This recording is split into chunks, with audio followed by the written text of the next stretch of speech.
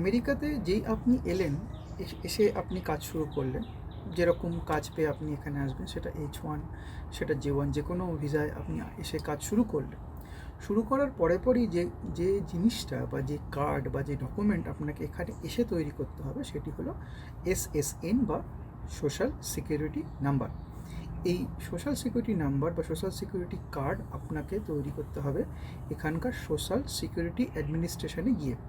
সেটা আপনার অফিসই আপনাকে বলবে, যে আপনি জয়েন করে যাওয়ার পরে তারা আপনাকে বলবে যে এবার আপনাকে SSN কার্ডটা তৈরি করে তার নাম্বারটা তাদের সাথে রেজিস্টার করতে হবে। এবং SSN কার্ড তৈরি করার জন্য তারপরে আপনি আপনার অফিসের ডকুমেন্টেশন নিয়ে একটি ফর্ম SSN অ্যাডমিনিস্ট্রেশনের ওয়েবসাইট থেকে ডাউনলোড করে সেটিকে ফিল আপ করে আপনি নিয়ে ওখানে জমা দিলেই, তার আগে আপনাকে অ্যাপয়েন্টমেন্ট করতে হয়, অনেক সময় ওয়াক ইনও হয়। তো অ্যাপয়েন্টমেন্ট করে আপনি ওখানে গেলেন, SSN অ্যাডমিনিস্ট্রেশনের অফিসে ফর্মটি জমা করলেন, এবং তারপরে মোটামুটি 2 থেকে 3 সপ্তাহের মধ্যে আপনার কাছে SSN ডকুমেন্টটা চলে আসে। এই SSN ডকুমেন্ট যেমন আপনি আপনার অফিসের তে দেবেন, সে সে ছাড়াও আপনি SSN ডকুমেন্ট দেওয়ার পরে পরেই আপনি যে এবার আপনি ব্যাঙ্ক অ্যাকাউন্ট খুলতে পারবেন। ব্যাঙ্কে গেলে আপনার যাবতীয় আইডি, যাবতীয় ডকুমেন্টেশনের পরে আপনার থেকে সোশ্যাল সিকিউরিটি নাম্বারটা আপনার থেকে চাইবে, যে আপনার কোন সোশ্যাল সিকিউরিটি নাম্বার সেটা আপনাকে চাইবে। খেয়াল রাখতে হবে যে সোশ্যাল সিকিউরিটি নাম্বার কখনও আপনি কারোর সাথে কখনও শেয়ার করবেন না। আপনি কোনোদিন এটা মুখস্থও রাখবেন না, কোথাও কোনো খাতায় বা কোনো মোবাইলের কোথাও আপনি লিখে রাখবেন না, কারণ এটা একটা ইউনিক নাম্বার এবং এই নাম্বারটা কারোর সাথে কখনও আপনি শেয়ার করবেন না, নিজের সাথেও না। যেখানে এই নাম্বারটা চাইবে সেটা অবশ্যই কোনো সরকারি অফিস বা কোনো অফিসিয়াল কোনো জায়গা, যেমন ব্যাংক, আপনার চাকরি ক্ষেত্র, এখানে লাগবে। এবং সেখানেতেও আপনাকে কোনো মেল মারফত কিন্তু এটা পাঠানো হয় না, বা টেলিফোনেও এটা আপনি কখনও কারোর সাথে শেয়ার করবেন না।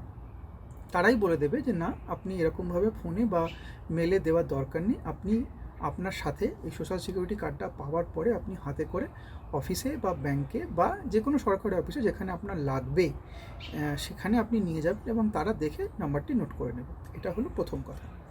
দ্বিতীয় কথা হলো যে সোশ্যাল সিকিউরিটি, যেমন আপনি যেহেতু কোনো চাকরি পেয়েই এখানে এসছেন, আপনার সোশ্যাল সিকিউরিটি আপনি পাবেন। আপনাকে আপনার থেকে যেমন সরকার এই সোশ্যাল সিকিউরিটি মারফত আপনার থেকে কিছু কর বা কিছু ট্যাক্স যেমন কেটে নেবে, সেই কারণে আপনাকে প্রথম থেকেই এই SSN বাবদ SSN যে কার্ড সেটা আপনাকে করতেই হবে, এটা ম্যান্ডেটারি।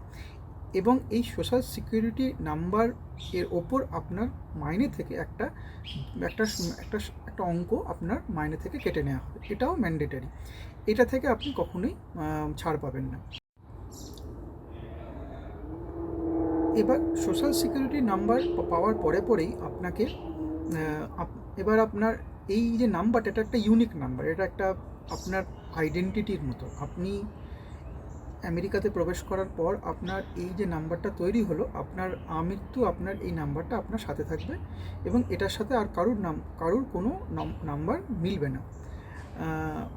এটা একটা ইউনিক নাম্বার। এই নাম্বারটা যেহেতু আপনার ব্যাংকের অ্যাকাউন্টের সাথে যুক্ত থাকবে, তাই ব্যাংকের আপনার যে ডেবিট কার্ড বা আপনার যে ক্রেডিট কার্ডটা ব্যাংক আপনাকে দেবে তার সাথেও এটা লিঙ্ক থাকবে, এবং এর উপর ডিপেন্ড করে আপনার ক্রেডিট স্কোর তৈরি হবে। এবং আপনার ক্রয় ক্ষমতা কত না কত সেটার যে ইউনিক যে লিস্টিং, যে ইউনিক যে আপনার বিশেষ যে আপনার তালিকা তৈরি হবে, যে আপনি কতটা ভালো কিনতে পাচ্ছেন বা কতটা আপনি মানে টাকা খরচ করতে পারছেন, তার যে হিস্ট্রিটা, তার যে ইতিহাস, আপনার এই সোশ্যাল সিকিউরিটি নাম্বার মারফতই আপনার ব্যাংক এই বিভিন্ন সংস্থাকে এই আপনার ক্রেডিট হিস্ট্রিগুলোকে দেবে। অবশ্যই তারা সোশ্যাল সিকিউরিটি নাম্বারটা আপনার সাথে শেয়ার করবে না, কিন্তু আপনার নাম্বারের সাথে আপনার এই ইউনিক যে ক্রেডিট স্কোরটা সেটা কিন্তু ডিপেন্ড করবে। এবার এবার আগের দিন আমরা আলোচনা করেছিলাম যে আপনার যিনি ডিপেন্ডেন্ট, তিনি যেহেতু ভিসাতে এসছেন, তিনি যখন আপনার ইএডি পেয়ে যাবেন, তাহলে তিনি যখন কাজ করতে যাবেন, তাহলে কি তার SSN দরকার পড়বে? হ্যাঁ, যে কোনো জায়গায় কাজ করতে গেলে ইএডি যেমন দিয়ে আপনি আপনার ডিপেন্ডেন্ট কাজ শুরু করবেন, আপনি যেমন এমনিই কাজ শুরু করবেন, আপনার থেকে যেমন SSN চাওয়া হবে, আপনার ডিপেন্ডেন্টের থেকেও তেমন সোশ্যাল সিকিউরিটি নাম্বারটা চাওয়া হবে। কারণ সেটা না হলে কোনো কাজ হবে না, কারণ তারও মাইনে থেকে একটা ট্যাক্স কাটা হবে, সেটাও সোশ্যাল সিকিউরিটি ট্যাক্স। এবং আপনি যে মাইনে পাবেন সেই মাইনেটা তো কোনো ব্যাংকেই যাবে, তাই ব্যাংকও আপনার থেকে সোশ্যাল সিকিউরিটি নাম্বারটা চাইবে। তাই ইএডি যেই করবেন, ইএডির যে ফর্মে সেখানে লেখাই থাকবে যে আপনি এসএসএন চাইছেন কি না, সেখানে অবশ্যই টিক করবেন, তাহলে আপনি ইএডি মারফত আপনি এসএসএন পেয়ে যাবেন। একটা কথা এখানে অবশ্যই এখানে যুক্ত করা দরকার, যিনি J2 ভিসায় এসছেন, যিনি J2 ডিপেন্ডেন্ট, তিনি কিন্তু এসএসএনের কখনোই দাবি করতে পারেন না। এসএসএন তিনি কখনোই পাবেন না যদি না তিনি ইএডি অ্যাপ্লাই করেন। তাই ইএডি করার পরে তিনি এসএসএন পেয়ে গেলেন এবং তারপর তিনি নর্মাল J1-এর মতোই কাজ করতে পারবেন তার যোগ্যতা অনুসারে। এবার যেই আপনি এবং আপনার ডিপেন্ডেন্ট এসএসএন পেয়ে গেলেন, এবার আপনি যে কোনো জায়গাতে আপনি এবার আপনি অন্যান্য যে সমস্ত কাজ, ব্যাঙ্ক অ্যাকাউন্ট তৈরি করা, তারপরে আপনার ড্রাইভিং লাইসেন্সের জন্য অ্যাপ্লাই করা, এসএসএন থাকলে আপনি এইগুলোতে করতে পারবেন। আমাদের ক্ষেত্রেও হয়েছে যেহেতু আপনার এসএসএন আমার ছিল আর কি, মানে আমি পেয়ে গেছিলাম, তাই আমি সঙ্গে সঙ্গে ড্রাইভিং লাইসেন্সের জন্য অ্যাপ্লাই করতে পারি। এখানে এটা দরকার, এসএসএন নাম্বারটা সেখানে চায়। আপনার ডিপেন্ডেন্ট যখন J2, তিনি যখন ইএডি মারফত এসএসএন পেয়ে গেলেন, তিনিও এবার ড্রাইভিং লাইসেন্সের জন্য অ্যাপ্লাই করতে পারবেন। এবং অন্যান্য যে সমস্ত সুযোগ সুবিধা, যেমন আমার স্ত্রী ড্রাইভিং লাইসেন্সের জন্য অ্যাপ্লাই করেননি, কিন্তু একটা স্টেট আইডি বা আইডি কার্ড, আইডি প্রুফ যেটাকে আমরা বলবো, সেটা আমার স্ত্রী অ্যাপ্লাই করেন। এখানকার যেখান থেকে এই স্টেট আইডি বা ড্রাইভিং লাইসেন্স পাওয়া যায় সেটি হলো সেক্রেটারি অফ স্টেট অফিস। সেখানে গিয়ে এসএসএন দেখিয়ে এবং অন্যান্য ডকুমেন্টেশন দেখিয়ে এই স্টেট আইডি বা রাজ্যের যে আইডেন্টিটি কার্ড সেটা পাওয়া যায়।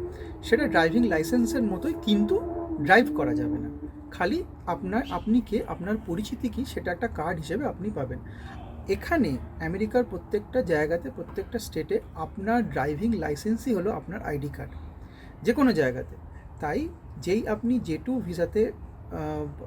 ভিসাধারী যিনি ডিপেন্ডেন্ট, তিনি এসএসএন পেয়ে গেলেন, তিনি ড্রাইভিং লাইসেন্স করুন না করুন, তিনি অবশ্যই এই স্টেট আইডিটা বানিয়ে নেবেন। তা না হলে আপনাকে যে কোনো জায়গাতেই আপনি সব কাজ করতে পারবেন, কিন্তু যেহেতু আপনার আইডেন্টিটি প্রুফ, আপনার পাসপোর্ট ছাড়া আর কিছু থাকবে না, তাই আপনাকে সব জায়গায় আপনার পাসপোর্টটা নিয়ে ঘুরতে হবে, এবং পাসপোর্টটা বড় আকারে বড়, সেটা নিয়ে ঘোরাটা একটু সমস্যা। ড্রাইভিং লাইসেন্সটা বা স্টেট আইডিটা খুব ছোট, আপনার ওয়ালেটে চলে আসবে, সেটা নিয়ে আপনি যে কোনো জায়গায় ঘুরতে পারবেন।